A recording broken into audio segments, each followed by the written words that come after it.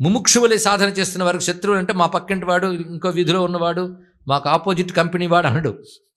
వాడికి జ్ఞాన ప్రతిబంధకాలు అవిద్యావృత్తులే వాడికి శత్రువులు. కానీ వాడు కానీ సుందరకాండ చదువుకి దేని చదువుతాడు? ఆ జ్ఞాన ప్రతిబంధకాలు పోవాలనుకుంటాడు. అదే లౌకికంగా ప్రయోజనాలు కోరుకున్న వాళ్ళు ఆ ప్రయోజనాలకి ఏవి శత్రువులో, విఘ్నములో, ప్రతిబంధకాలు అవి తొలగిపోవాలనుకుంటాడు. నువ్వు శత్రువు అంటే ప్రతిబంధకాలని తెలుసుకుంటే చాలు. యోగశాస్త్ర సాధకుడికి వాటి ప్రతిబంధకాలు పోవాలనుకుంటాడు. అసలు శత్రువుల్ని నిగ్రహించేవాడు మాత్రమే సాధన చేయగలడు. ఈ వాక్యం గుర్తుపెట్టుకుంటే చాలండి. శత్రువులు నిగ్రహించేవాడే సాధన చేయగలడు. అసలు సాధన అంటేనే శత్రువుడితో యుద్ధం, తెలుసా? యుద్ధమే సాధన. అది యుద్ధంలోనే ఆధ్యాత్మిక బోధ జరిగింది మనకి. యుద్ధంలోనే అది యుద్ధం చేయడానికి జ్ఞానం కావాలండి. నిత్య యుద్ధం జీవితం అంటే ఏమిటంటే మనలో మనకే చాలా యుద్ధాలు జరుగుతుంటాయి. ఆ యుద్ధంలో వాటిని జయించగలిగేవాడు వీరుడవుతాడు. ఆ వీరత్వ లక్షణం కలిగిన వాడే శత్రుకర్షణుడు. అదే శత్రుకర్షణ